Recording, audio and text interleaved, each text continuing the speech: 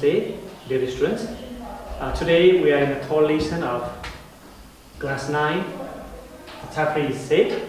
Today we are going to learn about the cardinality of sets. हामी आज third lesson मा cardinality of sets को बारेमा छलफल गर्छौं.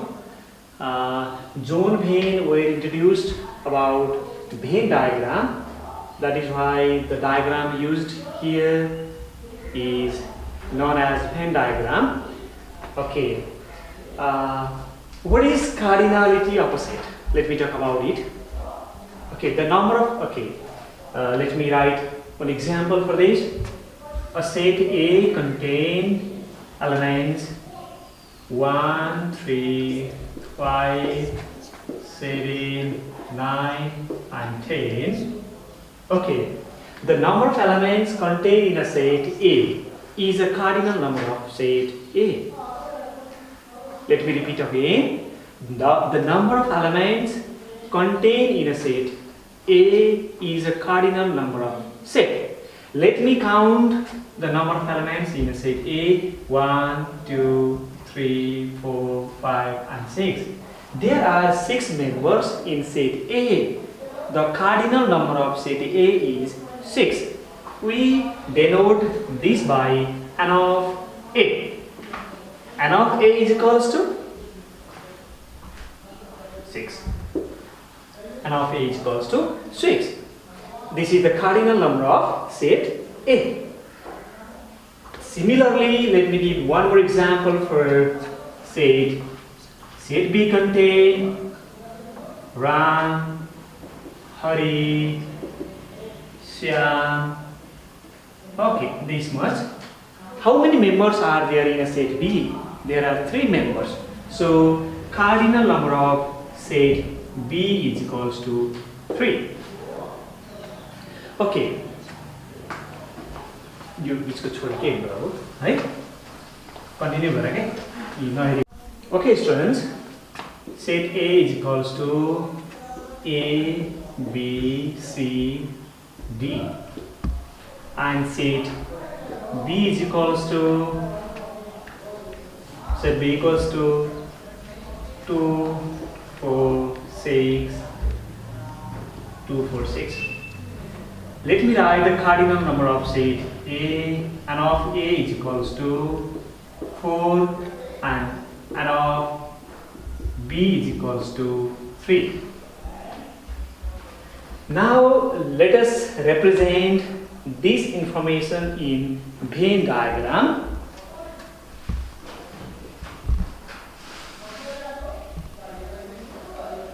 Okay, this is for set A. Okay, the elements contained in set A and elements contained in set B are no common at all. It means they are disjoint set. Set A, set B. This equals to A, B, C, D, 2, 4, 6. And now A union B is equals to A र B को सबै elements हरु के भयो त तपाईहरु यहाँबाट लेख्न सक्नुहुन्छ A, B, C, D, 2, 4 and 6. म विद्यार्थी बाबु नानीहरुसँग केही महत्त्वपूर्ण विषयमा छलफल गर्दै छु. तपाईहरुले यो एक्जाम्पल 1 हेर्नुहोस्. म एक्जाम्पल 1 मा तपाईहरुले यहाँबाट के देख्नु भयो भने n of A union B. A union B मा कन्टेन गर्ने एलिमेन्ट्सहरुको संख्या कति भयो? 1, 2, 3, 4, 5, 6, 7. n of A union equals to 7. अब हामीले यसलाई हामीले कसरी पनि हेर्न सक्छौं भने n of A union B भनेको A भन्ने सेटमा 4 वटा एलिमेन्ट्सहरु थिए, B भन्ने सेटमा चाहिँ 3 वटा एलिमेन्ट्सहरु थियो. 4 + 3 = 7 हुन्छ. त्यसैले गर्दाखेरि n of A + n of B पनि भन्न पाइयो हामीले. त्यसैले n of A भनेको A मा भएका एलिमेन्टहरु 4, B मा भएका एलिमेन्टहरु 3, that equals to 7.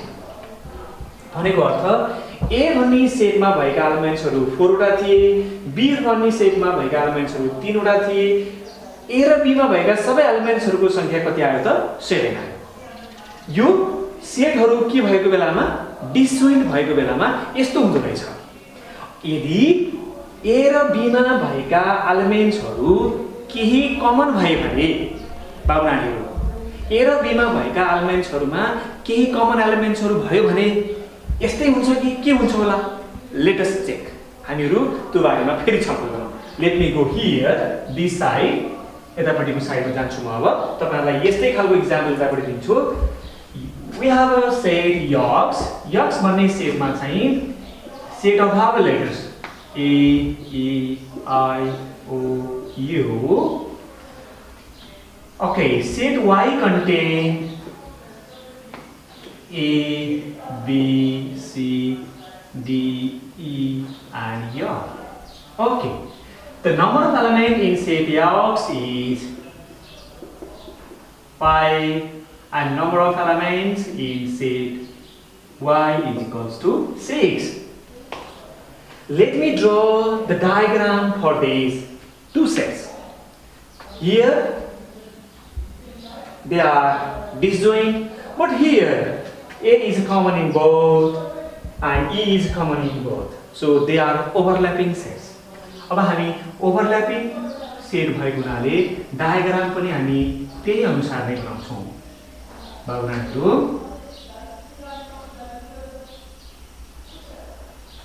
यो x भन्ने सेटको लागि, यो चाहिँ y भन्ने सेटको लागि।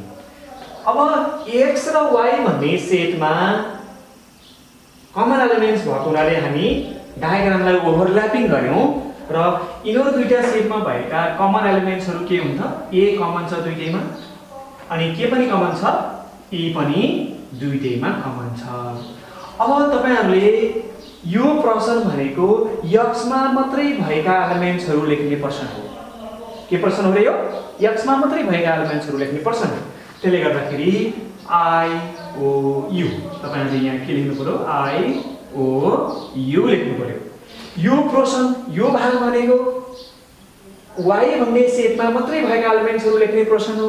त्यसर्थले यहाँ चाहिँ B C D F B C D F लेख्नुहुन्छ। तपाईहरुले यहाँबाट के भन्न सक्नुहुन्छ भने अब म तपाईहरुलाई यो भेन डायग्राम हेरेर x युनियन y भन्ने सेटका एलिमेन्ट्सहरु लेख्न लगाउँछु। के लेख्न लगाउँछु? x युनियन y भन्ने सेटका एलिमेन्ट्सहरु लेख्न लगाउँछु। ल भन्नुस् त म सँगसँगै x र y मा भएका एलिमेन्ट्सहरु के रहेछन् यहाँबाट हेर भन्दिनुस् त।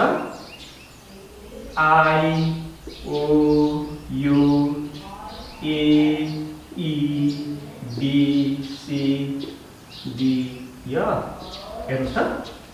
तपाईहरुले x युनियन y का एलिमेन्ट्सहरु पनि लेख्नुभयो। x युनियन y का एलिमेन्ट्सहरु यो हुनु भने cardinal number of x union y कति भयो भन्नुस् त? x युनियन y भन्ने सेटमा भएका नम्बर अफ एलिमेन्ट्स हो कति छन्? 1 2 3 4 5 6 7 8 and 9 वटा एलिमेन्ट्स छन्। अब तपाईहरुले अघि cardinal number of A union B भनेको n of A plus n of B भन्नु भएको थियो। यदि यहाँ पनि अब तपाईहरुले cardinal number of x union y is equals to cardinal number of x plus cardinal number of y गर्दा हुने या नहुने कुराको हामीले छलफल गर्दै छौं। अब कार्डिनल नम्बर अफ x भनेको x मा भएका एलिमेन्टहरु 5 वटा छन्, y भन्ने सेटमा भएका एलिमेन्टहरु 6 वटा छन्। 5 + 6 गर्दा 11 हुन्छ। तर अघि हामीले भेन डायग्रामबाट त्यो संख्या कति पत्ता लगाइसकेका छौं? 9 पत्ता लगाइसकेका छौं। 9 is correct because we have experiment or we have verified it from Venn diagram. x र y का सबै एलिमेन्टहरुलाई जोड्दा 9 वटा एलिमेन्टहरु हुन्छ भनेको छ। तर x + y गर्दा कति भयो? 5 + 6 11 भयो। कहाँनेर एरर भयो होला? तपाईहरुले के कुरा थाहा पाउनु भने यो यक्समा भएका एलिमेन्ट्सहरूलाई काउन्ट गर्दा तपाईले 5 भन्नुभएको छ नि, यो 5 संख्या काउन्ट गर्दा a र e भन्ने एलिमेन्टलाई काउन्ट गर्नुभएको छ। नम्बर 6 काउन्ट गर्दाखेरि पनि तपाईले a र e भन्ने एलिमेन्टलाई काउन्ट गर्नुभएको छ। भनेको अर्थ a र e एलिमेन्ट त्यो कमन एलिमेन्टहरु, कमन एलिमेन्ट भनेको यो यो एलिमेन्टलाई तपाईले कति पटक काउन्ट गर्नुभएको छ?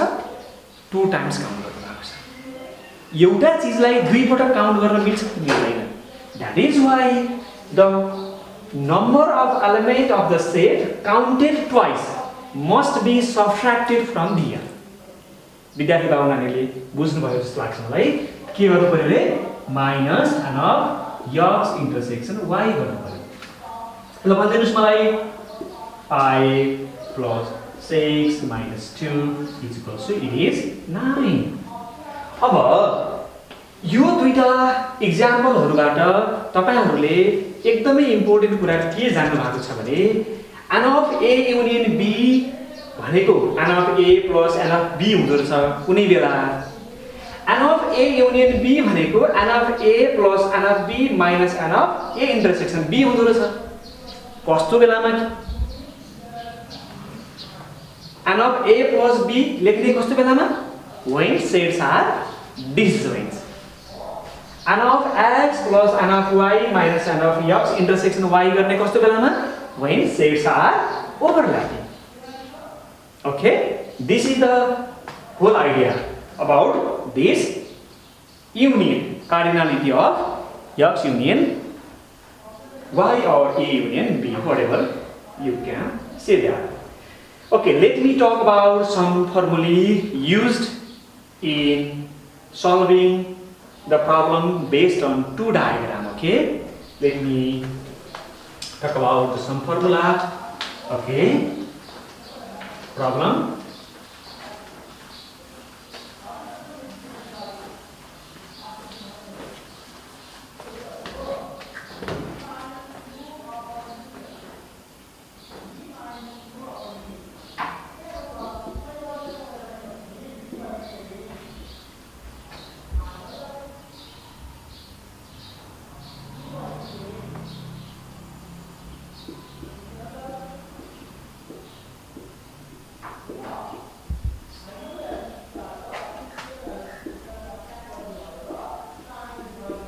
Okay, I am going to discuss about some formulae, okay, that used to solve the problems based on 2 sets.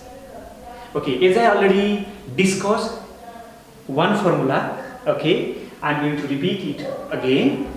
Okay, then one formula is n of a union b is equals to n of a plus n of b.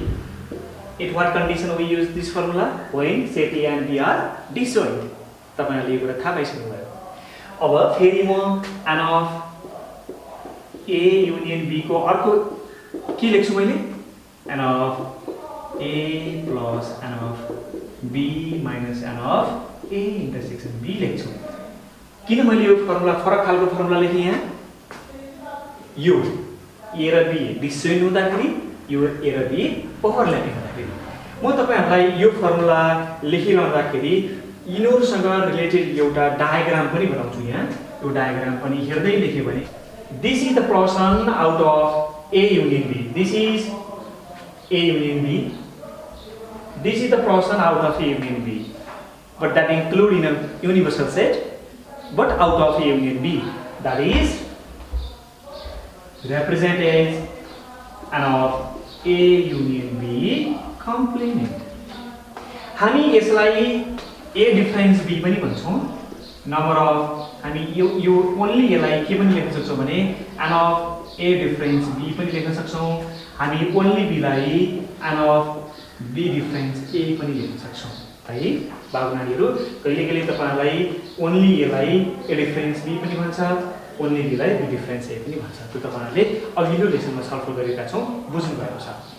र अब तपाईहरुले त्यो van diagram हेरेर third formula चाहिँ के derive गर्न सक्नुहुन्छ भने n of a union b भनेको म लेख्दै जान्छु, तपाईहरुलाई त्यो डायग्राम हेर्दै आफूले मनन गर्नु होला विद्यार्थी बाबु नानीहरु ओन्ली ए मैले यहाँ ओन्ली ए लेखिरहँदाखेरि तपाईले ओन्ली ए भन्ने सेटले रिप्रेजेन्ट गरेको पर्सनलाई फोकस गर्नु होला विद्यार्थी बाबु नानीहरुलाई म अनुरोध गर्छु मैले यहाँ ओन्ली ए लेखिरहँदा ओन्ली ए भन्ने सेटले रिप्रेजेन्ट गरेको पर्सनलाई फोकस गर्नुस् फेरि ओन्ली बी लेखिरहेको छु ओन्ली बी लाई पनि सम्झाउनुस् तपाईहरुले A only A plus only B भइसक्यो फेरि म के प्लस गर्दै छु भने ए इन्टरसेक्सन बी प्लस गर्दै छु हेर्नुस् त त्यो तीनवटा छुट्टा छुट्टै पार्टलाई जोड्नुस् त के बन्छ ए र बी सबै बन्यो बन्यो होला ए र बी सबै बन्यो त्यो भनेको ए र बी सबै हो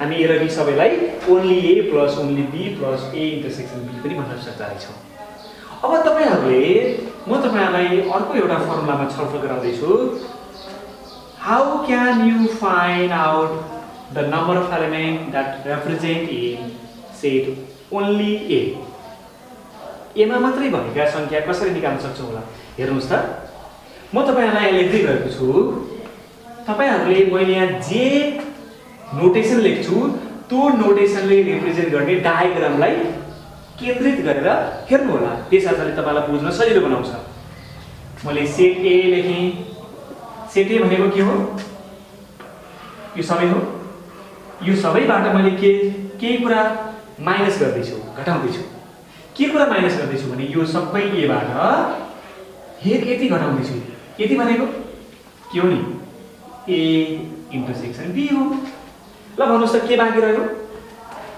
यो सबैबाट यति कुरा झिकिदियो भने के रहन्छ यो कुरा रहन्छ यो भनेको ओन्ली ए हो okay that is only A ल भन्नुस् त म त्यसबारे अब धेरै समय नबोलिकन set only B means you can say easily n of b minus n of a intersection b.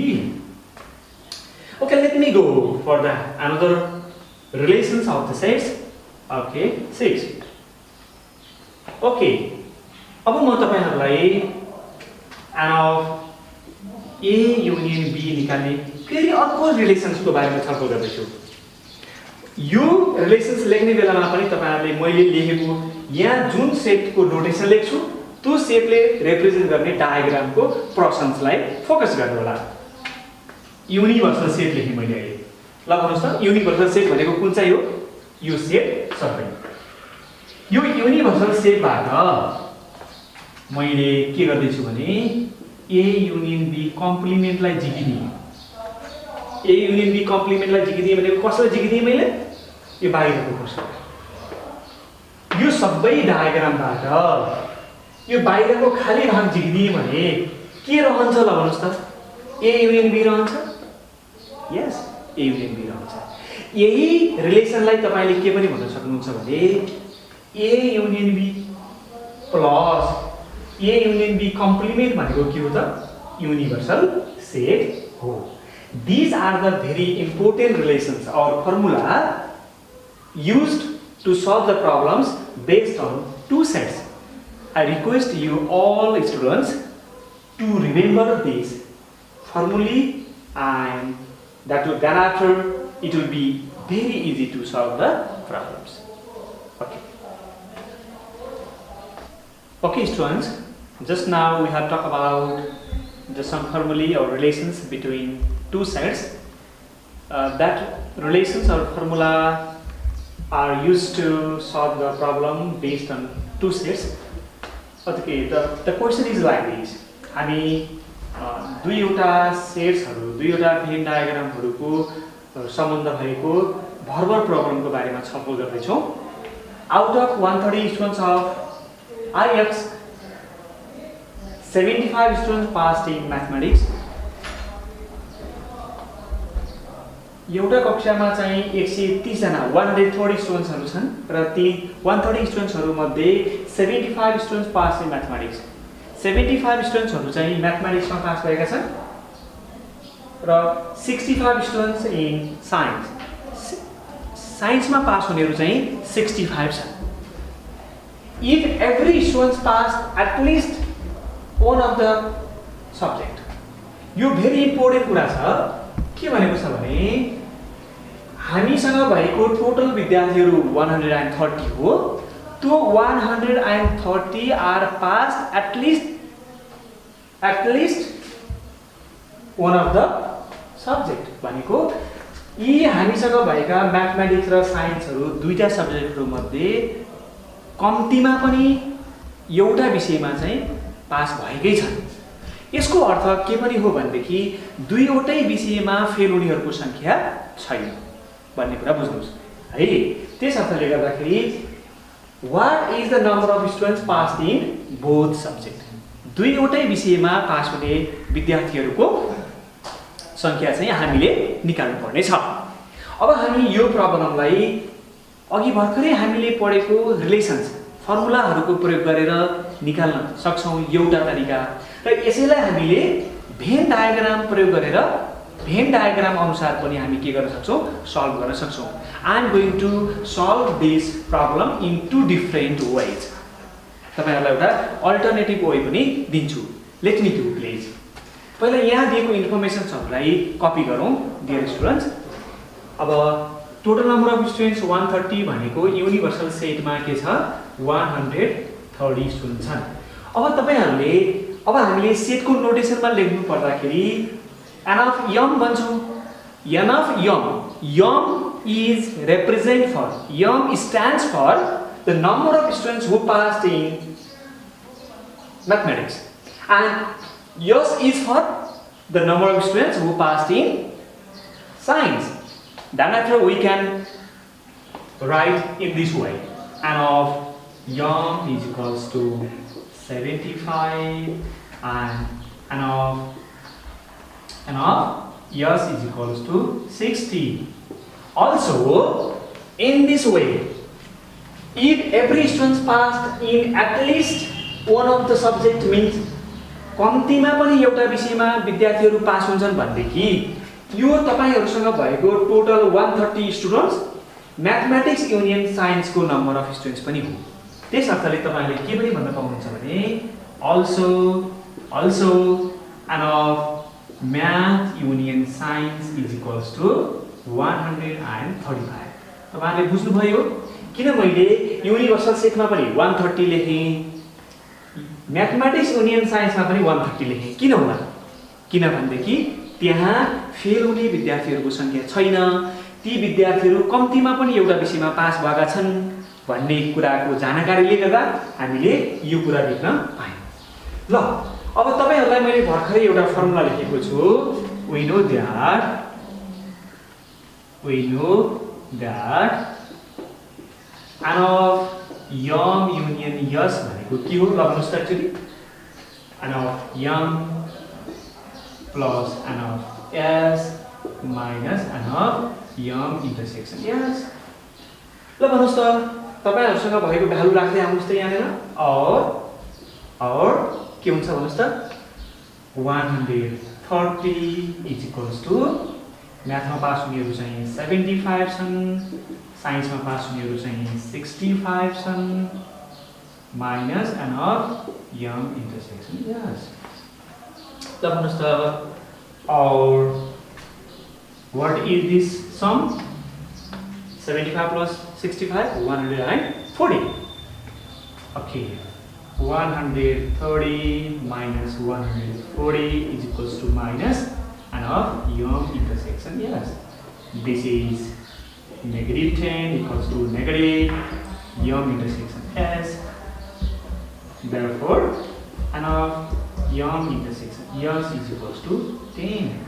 हामीले फर्मुला युज गरेर म्याथमेटिक्स र साइन्समा पास हुनेहरु दुवै विषयमा pass हुनेहरु find the number of students passed in both subject। we have found it। हामीले यो पत्ता लगाइसक्यौं। यही प्रब्लमलाई हामी युजिङ भेन डायग्रामबाट पनि सल्भ गर्न सक्छौं भने मैले अघि नै let me do this same problem using alternative way. okay I am going to do using alternative way। okay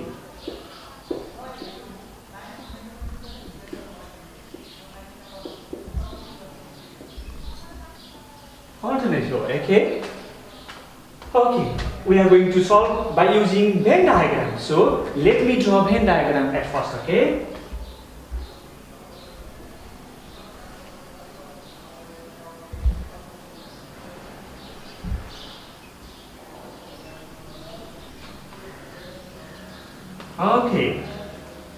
Okay, this diagram is for math, this diagram is for science.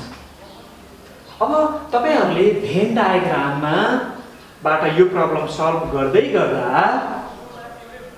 यो हामी जहिले पनि भेन डायग्राम गर्दा mostly प्राय गरी math र साइन्सको common पोर्सनलाई feel up गर्ने गर्छौं। अब हामीसँग कमन पोर्सन त फाइन्ड आउट गर्नुपर्ने छ, हामीले फाइन्ड आउट गर्नुपर्ने नै भ्यालु त्यही छ, हामीलाई थाहा छैन त्यो कुरा। So we suppose this as x। let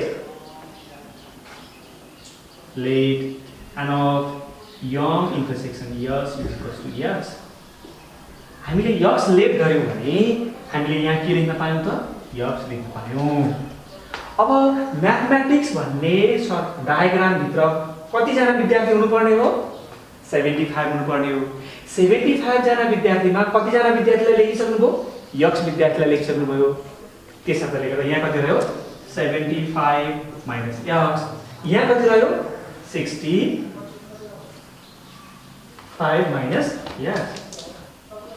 okay, अब तपाईहरुले भएका सबै विद्यार्थीहरु म्याथ र साइन्समा पास हुन्छन् भने